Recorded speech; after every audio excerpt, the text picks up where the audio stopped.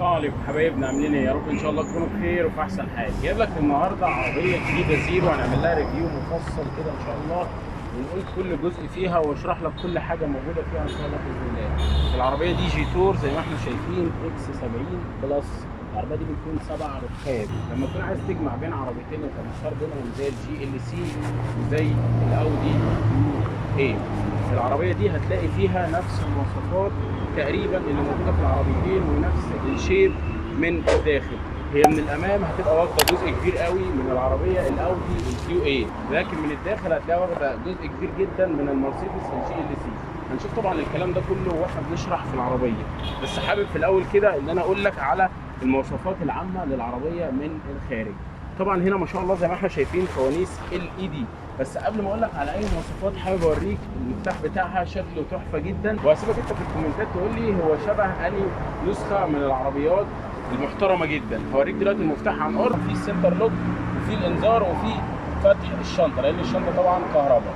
وشكله طبعا زي ما احنا شايفين شكله ممتاز جدا، وبيدي انطباع ان انت راكب عربيه فخمه. العربيه طبعا لسه زيرو ما علقتش ليمر، وهنعمل لها ريفيو جميل جدا دلوقتي. العربيه دي بالمناسبه كمان هي موديل 24. العربيه فيها كاميرات 63، فدي من الحاجات الممتازه جدا، وفيها شويه فانكشن كده هنشوفهم مع بعض محترمين قوي. بس خلينا نشوف من الواجهه الاماميه الاول العربيه دي مواصفاتها عامله ايه. اول حاجه طبعا هنا في الليد النهاري زي ما احنا شايفين، الفانوس جاي مضغوط ولكن بيدي ايحاء ان العربيه شكلها سبور من الامام وشكلها هجومي جدا. والعربيه دي العزم بتاعها حاضر قوي، وهنشوف طبعا كل التفاصيل بتاعه العزم بتاعها والقدره الحصانيه والكلام ده كمان شويه. بس خلينا نشوف هنا الفانوس ما شاء الله زي ما احنا شايفين. هنا الليدات بتاعته ما شاء الله من الحاجات المحترمه جدا، وكمان هنا الليدات النهاريه برضو بتقلب اشارات زي ما احنا شايفين. عندنا كمان هنا في عدسات، فدي من الحاجات الممتازه جدا بالنسبه للديزاين بتاع الفانوس، شكله ممتاز جدا. وهنا كمان مكتوب عليه كلمه جي تور. عندنا كمان هنا الفوج لايت برضو جاي بشكل ممتاز جدا، وهنشوفه دلوقتي مع بعض. طبعا زي ما احنا شايفين هنا الديزاين بتاع الفوج لايت جاي بشكل ممتاز جدا، شكل مكعبات كده اللي هي كنا بنركبها زمان واحنا صغيرين، بس هنا جاي بشكل 4 مكعبات تحت بعض كده، فده مدي ديزاين جميل قوي في الواجهه الاماميه، ومدي كمان طول جميل جدا. ده هيوزع الاضاءه بشكل اقوى في الطريق. ولكن طبعا هنعتمد هنا على العدسات الاساسيه. وهنا عندك برضو الليد النهاري جاي بشكل ممتاز جدا، والاشارات برضو بتشتغل من الليد النهاري هنا برضو لما تشغل الاشارات، واحنا شفناها من شويه مع بعض. تمام، ده بالنسبه للفانوس بتاع العربيه. كمان عندنا هنا في خط نيكل واصل بين الفانوس او نص الفانوس بالظبط اللي في الاتجاه الشمال لنص الفانوس في الاتجاه اليمين اسفل الكبوت بالظبط. وهنا طبعا جاي لنا كلمه جيتور في المنتصف من الامام جايه بشكل ممتاز جدا. ولكن هنا الكبوت بيجي شبه الكبوت بتاع رانج روفر، بيبقى فيه مساحه كده موجوده هنا وهو بيبقى غاطس جواها، وهنشوف دلوقتي واحنا بنفتح ونفتح كمان شويه بس لما نخلص الواجهه الاماميه. هنا عندك طبعا الشبكه جايه بديزاين جميل جدا، وفيها كمان تطعيمات من النيكل كروم، يعني واحده ريشه منهم موجوده من النيكل كروم وريشه موجوده من البلاستيك العادي جدا. طبعا دي حاجه محترمه، وتوزيع الهواء هنا كبير جدا، فده هيخلي العربيه ما تسخنش معاك برضه ويدخل لها هواء كبير جدا. طبعا العربيه مش اللي هي الرياضيه عشان يبقى فيها ايرو دايناميك والكلام ده، العربيه طبعا SUV وبتكون عاليه، فمش هتلاقي الايرو دايناميك اللي انت عايزه. طبعا هنا عندك فيه بالنسبه للاكسدام زي ما احنا شايفين كده، وفي حليه من النيكل كروم كامله على الشبكه من الخارج، وهنا مكان النمره، وهنا الكاميرا الاماميه، لان زي ما قلت لك طبعا ان العربيه فيها كاميرات 63، فدي حاجه كويسه جدا. عندنا كمان هنا من تحت الديفيوزر شكله ممتاز جدا، وجايب بلون مختلف شويه، هو من البلاستيك طبعا او من الفبر، ولكن جاي بلون مختلف عن اللون الاسود، فمدي برضو شكل جمالي في العربيه من الامام. دي حاجه ممتازه جدا. ده بالنسبه للواجهه الاماميه في العربيه بالكامل. تعالوا اما نشوف بقى الموتور بتاع العربيه، نفتح الكبوت ونشوف المواصفات واقول لك على الارقام الكامله بتاعه الموتور ده. يلا بينا. هنا الكبوت طبعا زي ما احنا شفناه وهو بيفتح كده، هو فيه مساعد واحد ولكن بيفتح ضغط هواء، فدي حاجه ممتازه. يعني انا بص هنزله لك تاني اهو، وشوف هو بيفتح، انت بتلمسه لمسه واحده بتلاقيه رفع معاك زي ما احنا شايفين كده، فدي من الحاجات الممتازه جدا، وده اقصى حاجه. يعني انا جيت ارفعه تاني ما رفعش معايا. هنا طبعا بالنسبه للكبوت نفسه في عازل، فدي حاجه ممتازه جدا. وهنا الحوض بتاع الموتور شكله والترتيبات بتاعته ممتازه جدا، وفي مساحه هنا اللي هي بتكون فاضيه مغطينها بحته من البلاستيك او الفبر، فدي برضو بتديك ايحاء ان المكان هنا مش فاضي، عشان طبعا بنلاقيه في معظم العربيات الحته دي موجوده هنا البلاستيك فقط اللي هو الشنب بتاع العربيه، لكن هنا الشنب مش باين، هنا مختفي تحت الحته البلاستيك دي، وهنشوف الكلام ده كله مع بعض كمان شويه. ولكن خليني اقول لك على الارقام الاول بتاعه الموتور ده. خليني اقول لك ان الموتور ده بيخرج قدره حصانيه 230 هورس باور عند 4000 لفه في الدقيقه، وبيولد عزم دوران 156 نيوتن عند 5500 لفه في الدقيقه. طب المكنه دي بقى متصله بفتيس 6 سرعات من نوع دي سي تي وويت، يعني مبلل مش الجاف اللي هو بتكون اعطاله كتيره. جميل. ده بالنسبه للموتور والفتيس بتاع العربيه. الموتور هنا كمان بيكون 1600 سي سي 16 سباب 4 سلندر، بيكون تيربو، وده طبعا مش هينفع 1600 على المركب دي كلها. لو 1600 تنفس طبيعي مش هيقوم العربيه دي، ولا كمان هيديك ال 230 حصان، فاوريدي لازم يكون فيها تيربو.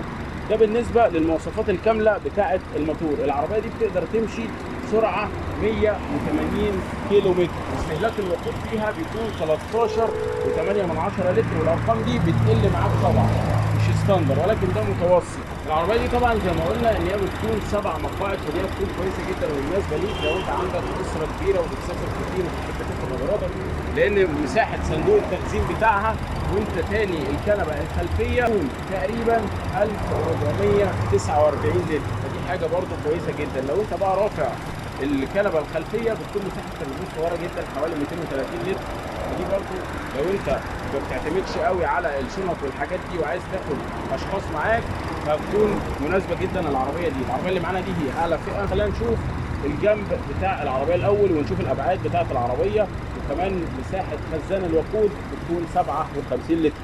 اكيد طبعا مش هتكون اقل من كده، هي المفروض كانت تبقى اكتر توصل ل 60 او 70 لتر، عشان طبعا المركب ده كله مش هتدخل كل شويه بنزينه وتفوت. دي بالنسبه للعيوب اللي انا شايفها مؤقتا، وبعد كده هنتكلم على معظم الحاجات واحنا شغالين في العربيه ان شاء الله.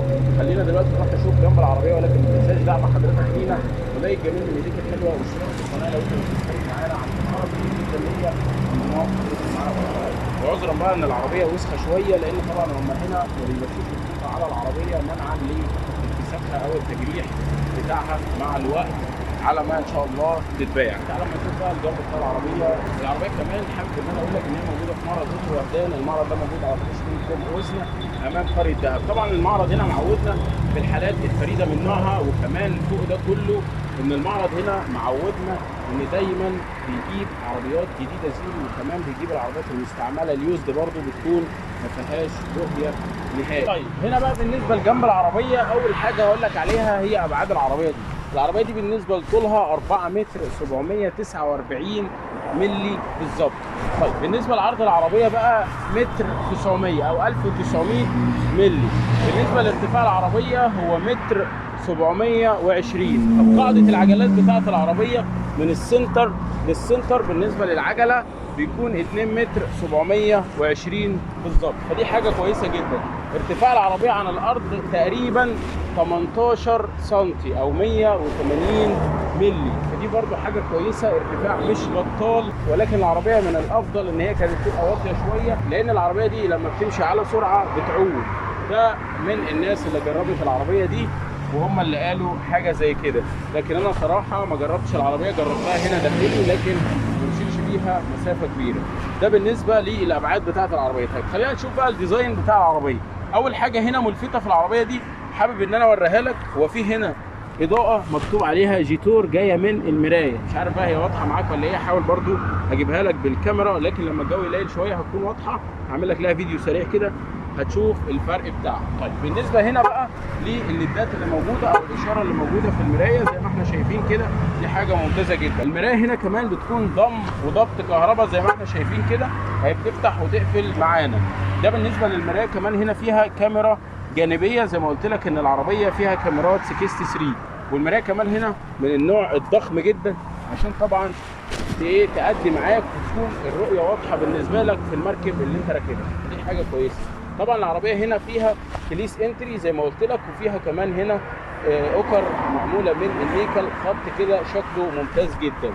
ده بالنسبه للاوكر والمرايات بتاعت العربيه. كمان هنا في ركات، العربيه دي على فكره اعلى من الاسبونتاج، فدي حاجه كويسه جدا.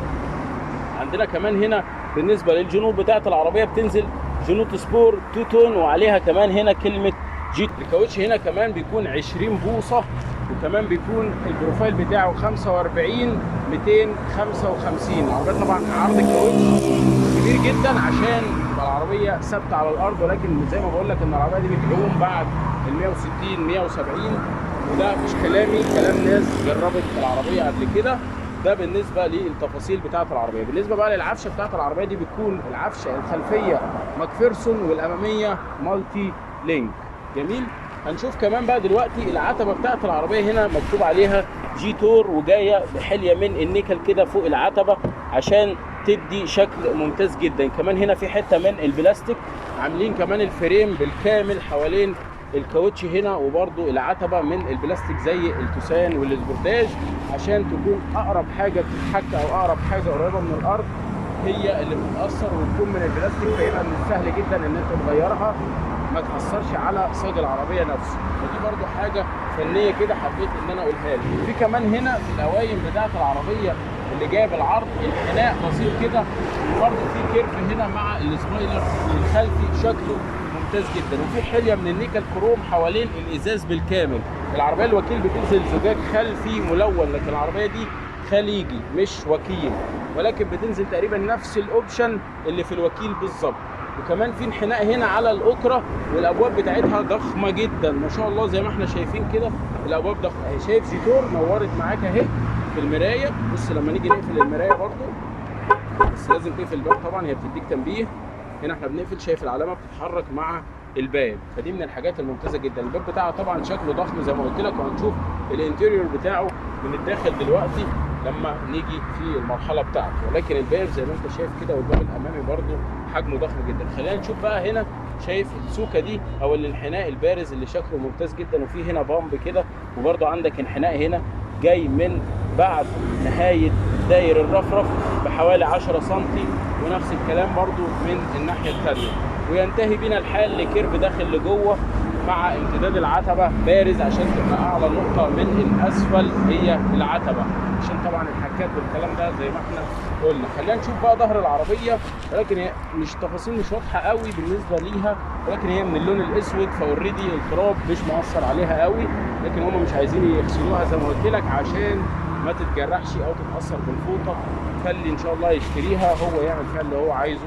ده بالنسبه للحاجات البسيطه دي. خلينا نشوف بقى دلوقتي ظهر العربيه، ونشوف كمان الشنطه بتاعتها والمقاعد والمساحه الصغيره، ولو تنينا الكنبه الخلفيه ونشوف الدنيا فيها. يلا تعالى اما نشوف الظهر بتاع العربيه. وكمان ما تنساش دعمك باللايك جميل من ايديك الحلوه، واشتراك في القناه لو انت مش مشترك معانا. يلا بينا. طيب بالنسبه لاول حاجه هنا موجوده في ظهر العربيه هو السنسور بارك الخلفي، فدي من الحاجات الممتازه جدا. وهنا كمان عندك العربيه اكس 70 بلس، ده اسم العربيه.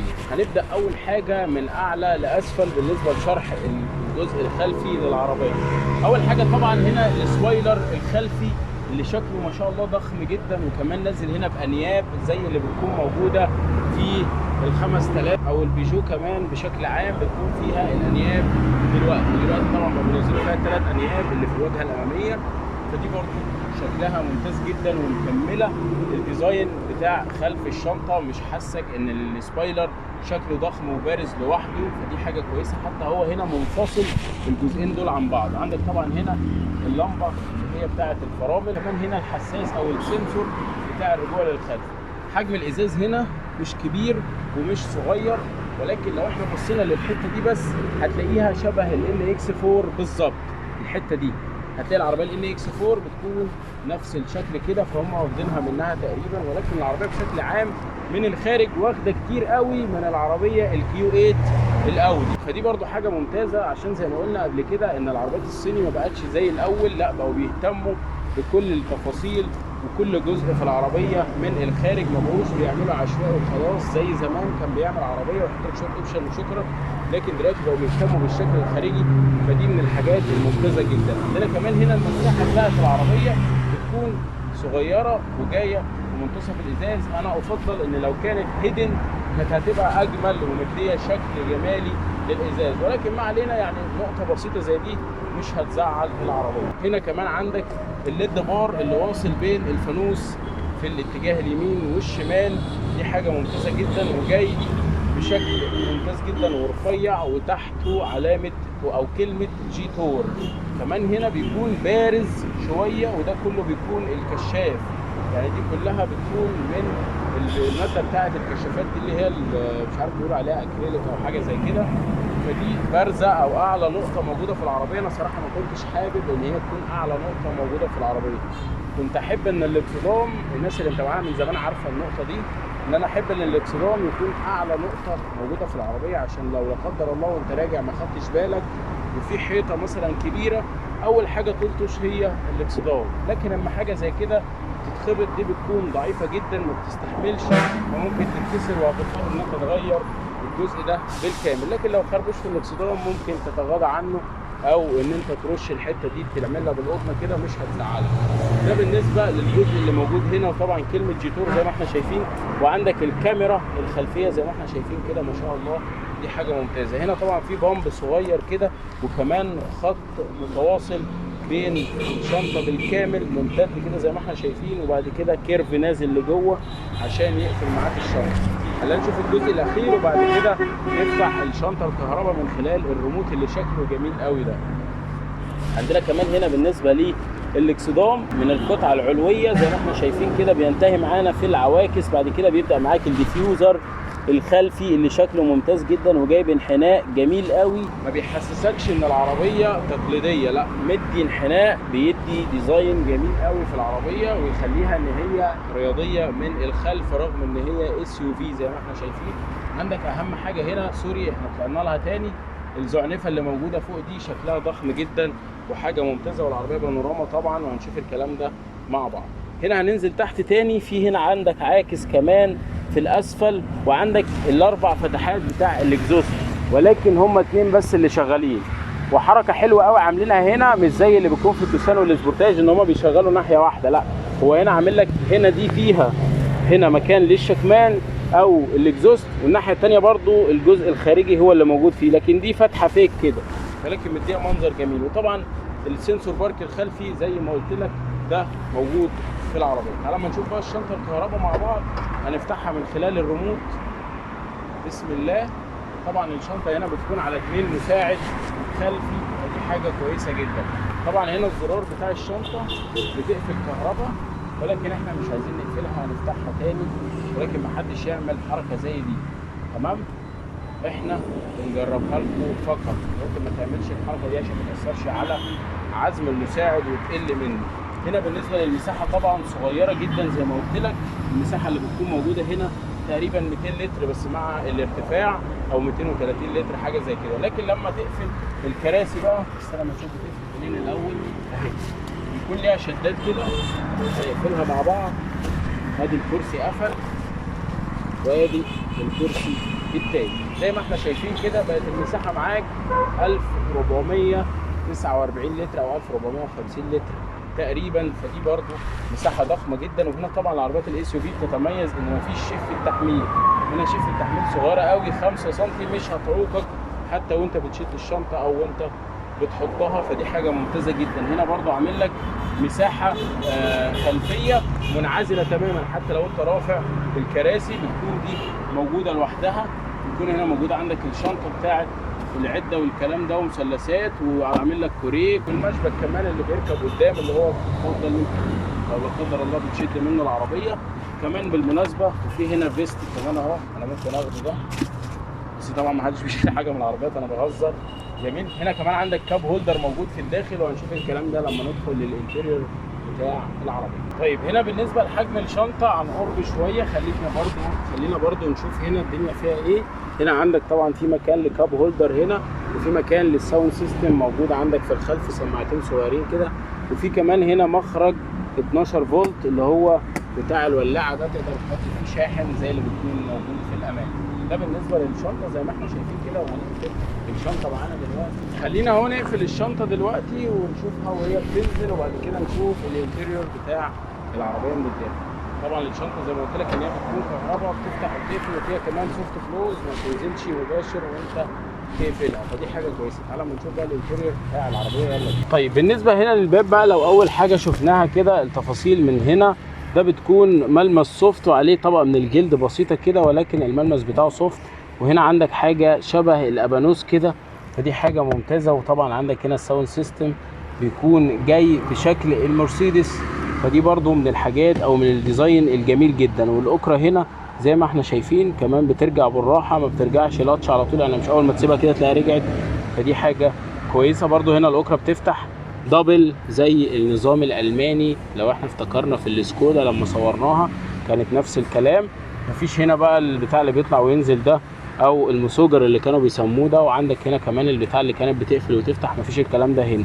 عندك كمان هنا الجزء ده بيكون من الجلد وملمسه سوفت جدا، افضل من هنا، يعني اي حاجه ايدك هتيجي عليها مش هتلاقي فيها تعب ان شاء الله. وهنا طبعا عندك المسند ده ملمسه سوفت برده من نفس الخامه دي تقريبا، وده بقى بيكون من البلاستيك لان ايدك ما بتتعرضش ليه. وفي مساحه تخزين هنا صغيره زي ما احنا شايفين. وطبعا السماعات الكبيره اللي موجوده في الاسفل، وهنسمع صوت العربيه لما نشغل الكاسيت ونوصل عند الشاشه. ده بالنسبه للجزء اللي موجود هنا. خلينا نشوف بقى الداخليه بتاعه العربيه. زي ما احنا شايفين كده تقريبا مساحه الرجل هنا او المساحه بين الكرسي والرجل حوالي من 7 ل 10 سم تقريبا. والكرسي هنا كمان راجع ورا قوي زي ما احنا شايفين كده. شايف مساحه بين القايم وبين الكرسي قد ايه؟ فبرضه راجع لورا قوي. وانا تقريبا طولي 175 سم، فبرضه حاجه كويسه المتوسط، يعني عشان لو اي حد طوله مثلا اطول او اقصر فبرضه مش هيبقى متضايق وهو قاعد في الكنبه الخلفيه. وتقدر ان انت تطلع الكرسي ده قدام كمان شويه، برضه هتلاقي المساحه بتزيد. هنا كمان عندنا في مساحات تخزين كتير جدا، بس انا مش عايز اشيل الكيس ثواني كده، لا ده موضوع كبير فما بحبش اشيل الكيس ده، لان الناس اللي بتشتري العربيه بتحب هي اللي تشيل الحاجات دي بايديها، بس احنا ممكن نشيل ده. هنا عندك طبعا المسند بتاع الراس بيكون سوفت جدا، وبرده العربيه بالكامل بتكون من الجلد. وفي عندك هنا اللمبات اللي هي بتاعه الصالون دي موجوده هنا. العربيه من المميزات اللي موجوده فيها ان هي ما فيهاش نفق فتيس زي ما احنا شايفين كده، فدي حاجه كويسه جدا. اهم حاجه ان ما فيش نفق فتيس عشان طبعا 3 اشخاص يكونوا قاعدين مرتاحين جدا. وهنا طبعا عندك في مساحه تخزين صغيره كده تحت فتحات المكيف. المكيف طبعا هنا بيكون فيه فتحات تكييف ولكن مفيش تحكم في الخلف. وفي سخانات طبعا للكراسي. وهنا 3 اشخاص اعتقد هيكونوا مرتاحين جدا لو هم قعدوا في الكنبه الخلفيه. وفي طبعا 3 مساند للراس، وفي مسند وسطي هنا بس احنا برضو مش هنقدر نفتحه عشان العربيه بالكامل لسه باكياسها. طيب تعالى اما نشوف بقى الديزاين والتفاصيل بالنسبه للكونسول الامامي. طبعا هنا بالنسبه للتفاصيل بتاعه الباب نفس الباب الخلفي بالظبط، مفيش فيه اي اختلاف غير مساحه التخزين اللي موجوده هنا بتكون اكبر شويه، تقدر تشيل فيها ازازه ميه كبيره وازازه تانية صغيره. تعالى ما نشوف بقى الداخليه بتاعه العربيه. طبعا هنا في ترحيب موجود على الابواب بكلمه جيتور زي ما احنا شايفين كده، بيكون مضيء كمان، فدي حاجه ممتازه جدا. زي ما احنا شايفين كده كلمه جيتور بتكون مضيئه. تعالى ما نشوف بقى التفاصيل بالنسبه للصالون الامامي. عندنا طبعا هنا الامبيانت لايت زي ما احنا شايفين كده، فدي حاجه ممتازه. انا قفلت لك الاضاءه خالص عشان تشوف الامبيانت لايت نفسه وهو منور بالكامل في الابواب. وبرضو عندك هنا على الزراير بتاعه التحكم في الكرسي. هنا طبعا عندك الباب بتاع السواق بيختلف، ان في زراير التحكم في الازاز، وعندك طبعا القفل المركزي بالنسبه للابواب وضبط وضم المرايات. لكن بالنسبه للتفاصيل بتاعه الباب هي تقريبا، وبيختلف هنا ان الكراسي بتكون كهرباء. وطبعا هنا زي ما قلت لك ان دي بتاعه مرسيدس، الكرسي بيتحرك معاك في كل الاتجاهات. هي مش اتجاهات كبيره قوي ولكن حاجه كويسه ان في مثلا 3 4 وضعيات. وهنا المفروض ان في مكان للميموري، ولكن طبعا الفئه دي مش موجود فيها وهي بتنزل كده. طبعا ده زرار فتح الشنطه زي ما احنا شايفين. وهنا بالنسبه للقطع الجلد دي موجوده في الشيري تيجون. طبعا الموتور هنا نفس موتور الشيري تيجون بالظبط بس تربو. هنا بالنسبه برضو للتفاصيل اللي موجوده في الطاره، مالتي فانكشن بالكامل نفس بالظبط اللي موجوده في المرسيدس، نفس هنا الموضوع وهنا نفس الموضوع بالظبط. وبالنسبه للشاشه هنشوفها دلوقتي مع بعض، شاشه 10 وربع بوصه وشاشه 10 وربع بوصه. وده بالنسبه للبصمه بتاعه العربيه. طبعا زي ما احنا شايفين كده ما شاء الله. هنا عندك العربيه الشاشه بتاعتها ديزاين محترم قوي. وكمان هنا بيقول لك ان العربيه عايزه بنزين، تمام، ده من ضمن برضو الحاجات. العربيه كمان هنا فيها نقط عاميه للمرايه زي ما احنا شايفين، وفيها نظام التنبيه للخروج عن المسار. طبعا دي من الحاجات الممتازه جدا بالنسبه للعربيه. هنشوف هنا كمان الشاشه بتاعه العربيه وهنشوف التفاصيل بتاعتها، بس خلينا نكمل في الديزاين الاول. هنا عندك فتحات المكيف برضو نفس الكلام، مرسيدس بالظبط، 3 فتحات للمكيف. هنا تكييف التاتش بالكامل دي حاجة ممتازة. وهنا نفس الكلام برضو مرسيدس، في هنا مساحة تخزين، وفيها من جوه مكان 12 فولت و2 واصلة للشاحن. هنا كمان عندك الفتيس بتاع العربية، ده مش مرسيدس، ده بيكون زي الاودي بالظبط. هنا كمان في عندك رسمة شكلها جميل كده بتنور على الفتيس، وطبعا الفرامل الكهرباء. هنا طبعا عندك الزراير بتاع التراكشن كنترول والاوتو هولد، وهنا الانتظار، وكمان عندك هنا تحديد السرعة عند المنحدرات. فدي حاجة ممتازة. عندنا كمان هنا برضو بالنسبة للوضعيات القيادة بتاعة العربية، فيها 3 وضعيات هنشوفهم مع بعض دلوقتي. هنا عندك النورمال والايكو، هنا النورمال وهنا الايكو.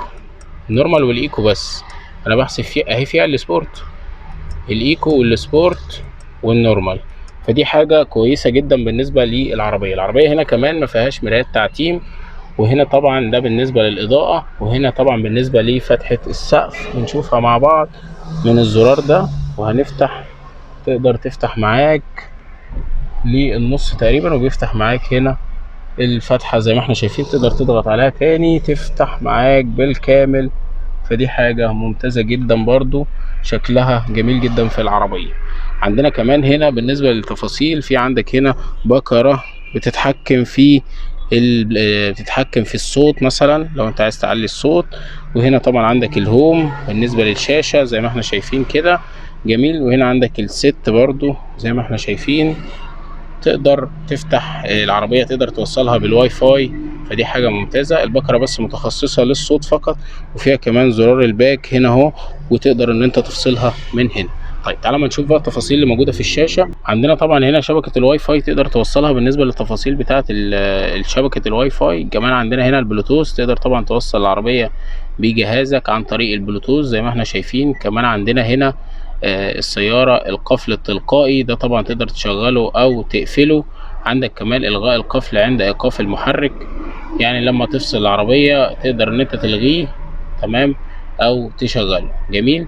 نصائح التحصين اللي هي الاضاءة والضوء دي حاجات عادية بقى. الطي التلقائي للمرايات الخلفية، طبعا دي حاجة عادية. هنا تقدر تتحكم في فتحة الباب بتاع الشنطة، شوف تقدر تفتحه مثلا لحد هنا او تفتحه للاخر، فانت خليه على اعلى حاجة عشان يفتح معاك للاخر، يديك مساحة. تمام. ده بالنسبة لي تابعني الى المنزل، ده اللي هو برضو الرحلة بتاعت قفل البتاع ده اهو، الباب. برضو وضع الترحيب طبعا اللي هي الاضاءة، فخليها شغالة لما تعمل السنتر، دي حاجة كويسة. دي بالنسبة للإضاءة. تقليل ضوضاء المكالمات، ده اللي هو النويز كانسليشن، ده سيبه طبعا حاجة كويسة جدا في العربية. تمام. تجنب الهواء الساخن في الصيف، ده حاجة خاصة بالتكييف، فده برضو خليه شغال. جميل. عندك هنا القيادة، كشف النقط العمياء اللي هي بتاعة المراية زي ما قلت لك، هو النظام شغال اهو، لو احنا فصلناه هيختفي من عندك. طيب تحذير مغادرة المسار لما تكون ماشي في اللين اسيست، هنا برضو تقدر تفصله او تشغله زي ما احنا شايفين. جميل.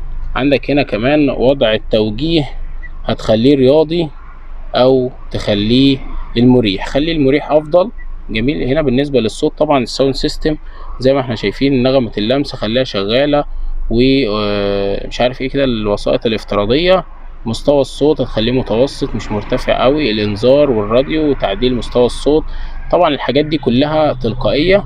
العالمي خلينا نشوف سطوع الشاشة، ضبط الوقت، التاريخ، الكلام ده كله ده بالنسبة للحاجات اللي موجودة في الشاشة. فدي حاجة ممتازة جدا. وكده نكون انتهينا تقريبا من الريفيو الكامل بتاع العربية دي. وهنا خلينا اوريك برضو مكان فتح الكونسول الوسطي، نفس الكلام مرسيدس بالظبط. فدي من الحاجات الممتازة جدا اللي موجودة في العربية. وهنا شكل الكونسول الوسطي، وده شكل المفتاح عن قرب قوي زي ما احنا شايفين، وقلت لك طبعا ان هو شكله ممتاز جدا. دي بالنسبة للتفاصيل الكاملة اللي موجودة في العربية. كده نكون انتهينا من الحلقة بتاعت النهاردة. كان معكم اخوكم محمد عثمان، والسلام عليكم ورحمة الله وبركاته.